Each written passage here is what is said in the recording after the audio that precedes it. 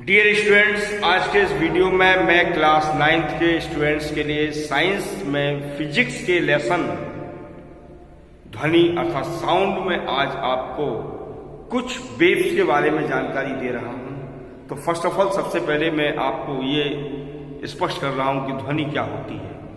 तो dear students, ध्वनि अर्थात साउंड एक प्रकार की ऊर्जा का ही मूल रूप है जिससे हमें सुनाई देता है।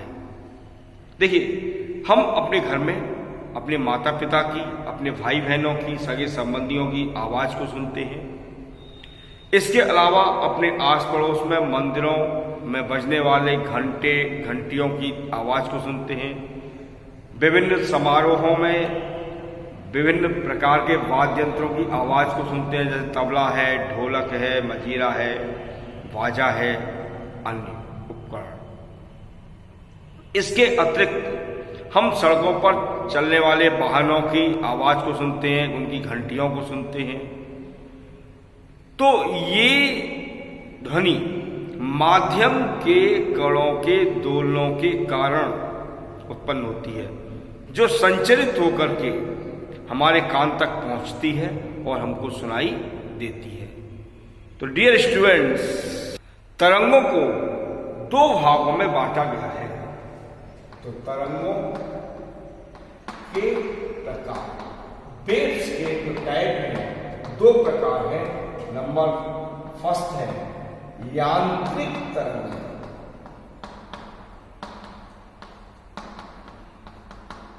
और सेकंड नंबर है विद्युत चुंबकीय तरंगें। तो फर्स्ट ऑफ ऑल मैं यांत्रिक तरंगों की बात कर रहा हूं।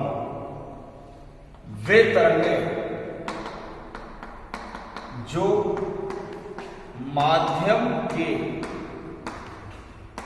कणों के दोलनों के कारण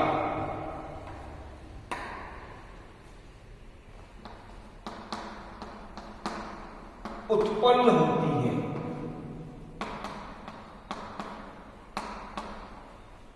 यांत्रिक तरंगें कहलाती है।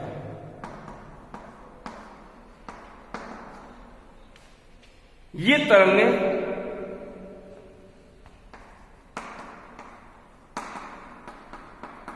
दो प्रकार की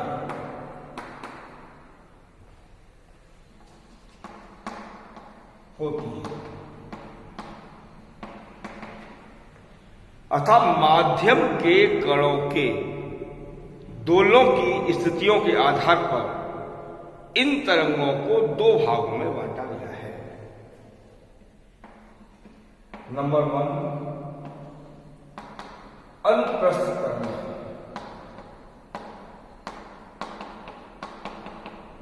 अर्थात ट्रांसवर्स वेव। वे तरंगें जो माध्यम के कणों के तरंग संचरण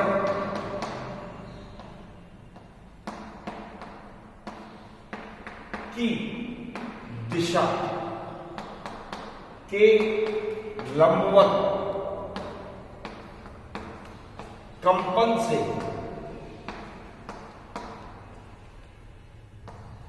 उत्पन्न होती है। अनुप्रस्थ तरंगें कहलाती हैं।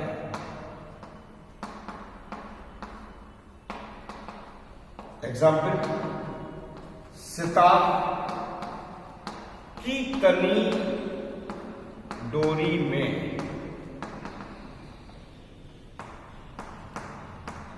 उत्पन्न तरंगें तथा यदि हम किसी भी एक डोरी को किसी भी एक खूंटी से बांधकर दूसरे सिरे को हाथ में पकड़कर या उसको झटका दें तो उससे उत्पन्न तरंगें भी अनुप्रस्थ तरंगें कहलाएंगी। अब मैं आपको इनकी विशेषताएं बता रहा हूं। इनकी विशेषताएं क्या है? नंबर 1, इन तरंगों में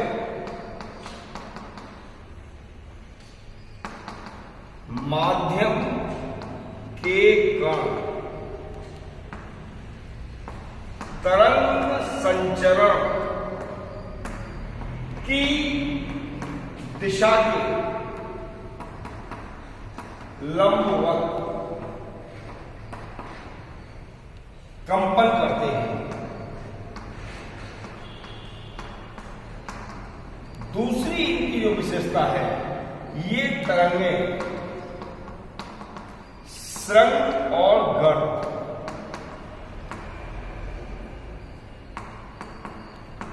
अर्थात क्रस्ट एंड ट्रफ के बनने से उत्पन्न तरंगें हैं।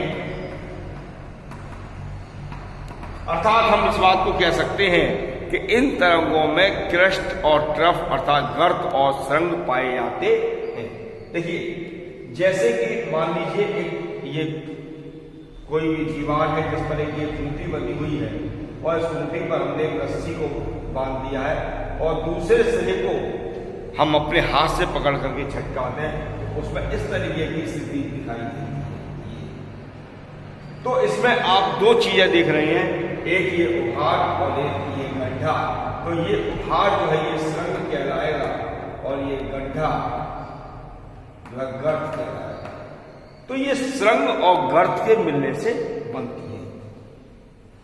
तीसरी विशेषता कि ये तरंगें ठोस एवं द्रवों की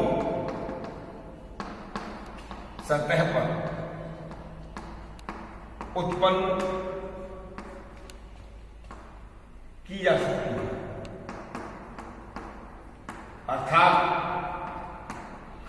जिन पदार्थों में दृढ़ता होती है, उन्हीं पदार्थों में ये तरंगें उत्पन्न होती हैं। तीसरी विशेषता के बाद हम चौथी विशेषता दे सकते हैं कि माध्यम के कणों के दोलनों से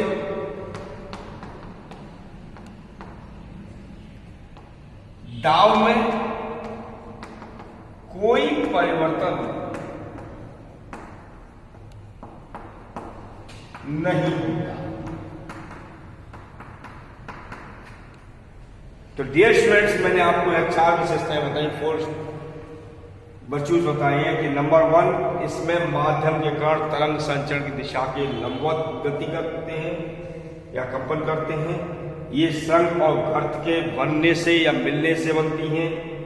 ये तरंगें केवल ठोस और द्रवों की सतहों पर ही, जिनमें दृढ़ता होती है, उन्हीं में उत्पन्न की जा सकती हैं और इनमें माध्यम के कणों के दोलनों से दाब में कोई परिवर्तन नहीं होता।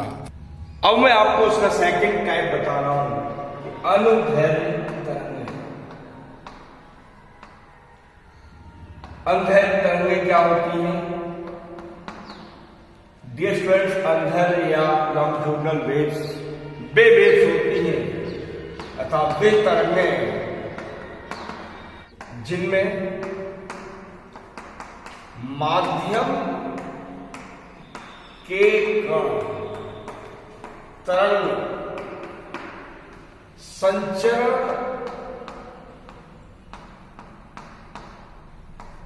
की दिशा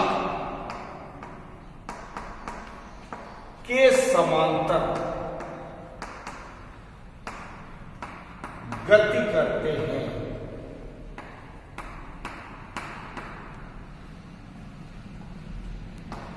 अनुदैर्घ्य तरंगें कहलाती हैं।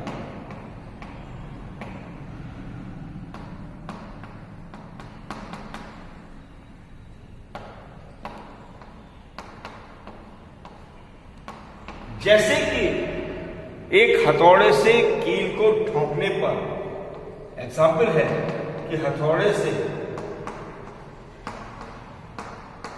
कील को ठोकने पर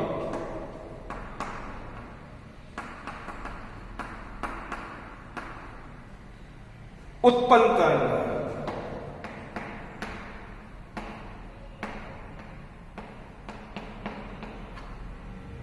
इसमें माध्यम के कण हमेशा तरंग संचरण की दिशा के पैरेलल अर्थात समांतर रूप से गति करते हैं।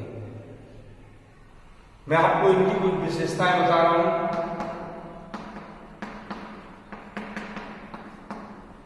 फर्स्ट विशेषता तो यही ले सकते हैं कि इनमें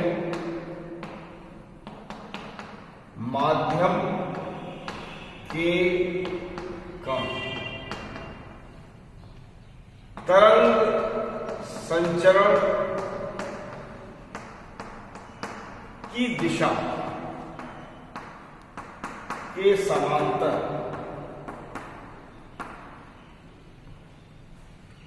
गति करते हैं। दूसरी विशेषता मैं आपको ये दे सकता हूं कि ये विललन और संपीड़न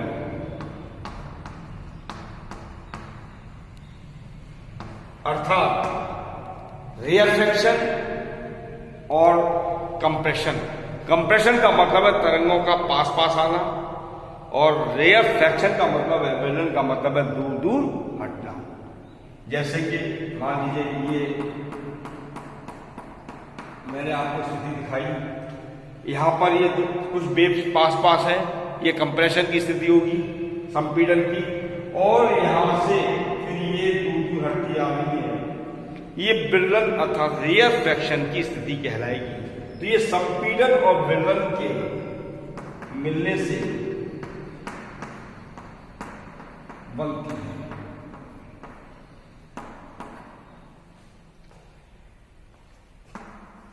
तीसरी विशेषता, ये ठोस द्रव गैस तीनों माध्यमों में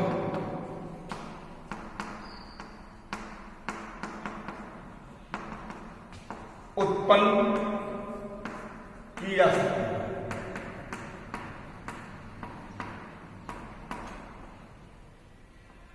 नेक्स्ट फोर्थ वर्च्यूज जो है, इनमें दाब परिवर्तन होता है। अर्थात जब माध्यम के कण दोलन करते हैं तो उस समय दाब परिवर्तन की स्थिति उत्पन्न होती है। तो डियर स्टूडेंट्स, इस प्रकार से अब आप दोनों प्रकार की वेव्स में डिफरेंस भी कर सकते हैं। क्या डिफरेंस है? जैसे कि अनुदैर्घ्य और अनुप्रस्थ। अनुप्रस्थ तरंगों में माध्यम के कण तरंग संचरण की दिशा के लंबवत कंपन कर रहे थे, इसमें समांतर कंपन करते हैं। अनुप्रस्थ तरंगें केवल उन्हीं माध्यमों में उत्पन्न की जा सकती हैं जिनमें दृढ़ता होती है, और ये हर माध्यम में ठोस द्रव गैस तीनों माध्यमों में उत्पन्न की जा सकती हैं। थर्ड पॉइंट हम ये दे सकते हैं कि ये विललन और संपीड़न के मिलने से बनती हैं, जबकि वो अर्थात अनुप्रस्थ तरंगें ये संघ और गर्त अर्थात क्रस्ट और ट्रफ के मिलने से बनती हैं। अनुप्रस्थ तरंगों में दाब पर कोई प्रभाव नहीं पड़ता, जब इसमें दाब परिवर्तित हो जाता है। तो इस प्रकार से हम इनमें डिफरेंस भी कर सकते हैं। अब मैं आपको इसका सेकंड टाइप दे रहा हूं, विद्युत चुंबकीय तरंगें। विद्युत चुंबकीय तरंगें, जैसा कि मैंने आपको अभी यांत्रिक तरंगों के बारे में बताया था, अब विद्युत चुंबकीय तरंगें। विद्युत चुंबकीय तरंगें क्या होती हैं? विद्युत चुंबकीय तरंगें डियर स्टूडेंट्स वे तरंगें होती हैं जिनके लिए माध्यम की आवश्यकता नहीं होती।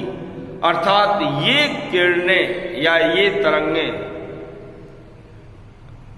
विद्युत चुंबकीय तरंगें प्राय वे तरंगें हैं जो विद्युत और चुंबकीय दोनों ही क्षेत्रों में उत्पन्न होती हैं, जैसे कि प्रकाश किरणें, गामा किरणें, एक्स किरणें आदि। डियर स्टूडेंट्स, अब मैं आपको आवृत्ति की परास के आधार पर अर्थात फ्रिक्वेंसी की रेंज के बिहाफ पर ध्वनि तरंगों के प्रकार के बारे में जानकारी दे रहा हूं। ध्वनि तरंगों को 3 भागों में बांटा गया है। फर्स्ट है अपश्रव्य तरंगें अर्थात इंफ्रासोनिक वेव्स। दूसरा है श्रव्य तरंगें जिसे कहते हैं ऑडिबल वेव्स। और थर्ड टाइप है पराश्रव्य तरंगें अर्थात अल्ट्रासोनिक वेव्स। तो अब सब तरंगें डियर वे वेव्स होती हैं जिनकी आवृत्ति 20 हर्ट्ज से कम होती है। ऐसी तरंगों को अपश्रव्य तरंगें कहते हैं। हमारा कान इन तरंगों को सुन नहीं सकता, सुनने में असमर्थ होता है। दूसरी है ऑडिबल वेव्स, वे तरंगें जिनकी आवृत्ति 20 से लेकर 20,000 हर्ट्ज तक होती है। अर्थात इस प्रकार की वेव्स को हमारा कान हियर कर सकता है, सुन सकता है। पराश्रव्य और अल्ट्रासोनिक वेव्स वे वेव्स होती हैं जिनकी आवृत्ति 20,000 हर्ट्ज से अधिक होती है।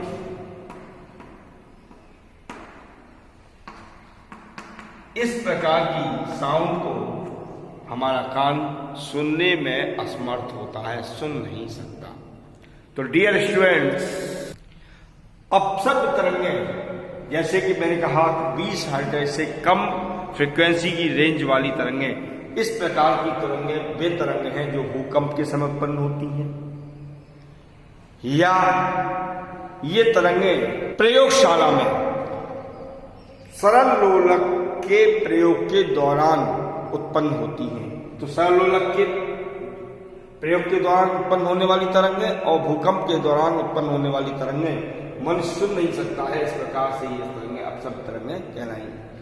सब तरंगें जिनको सुन पा रहा है इजीली, जैसे तबले की ध्वनि, ढोलक की ध्वनि, सामान्य रूप से होने वाली बातचीत आदि। पराश्रव्य तरंगें वे तरंगें जिनकी आवृत्ति 20,000 से अधिक आवृत्ति होती है। 20,000 हर्ट्ज से अधिक आवृत्ति की विशिल सीटी की आवाज। इसके अलावा कुछ जंतु भी जैसे वेल वगैरह के द्वारा उत्पन्न आवाज होती है, वो सब पराश्रव्य तरंगें कहलाती हैं। इनकी आवृत्ति अधिक होती है और इनकी तरंगदैर्घ्य कम होती है। इसके कारण ये दूर दूर तक भेजी जा सकती है। तो डियर स्टूडेंट्स, मैंने आज आपको यांत्रिक तरंगों, विद्युत चुंबकीय तरंगों और आवृत्ति के आधार पर तरंगों के प्रकार के बारे में जानकारी दी। यदि आपको मेरा वीडियो अच्छा लग रहा हो तो इसे लाइक और शेयर करना ना भूलें। साथ ही जिन विद्यार्थियों ने मेरे चैनल को सब्सक्राइब नहीं किया है, इसे तुरंत सब्सक्राइब कर लें ताकि आने वाले वीडियोज़ की नोटिफिकेशन आपको सबसे पहले प्राप्त हो सके। Thank you.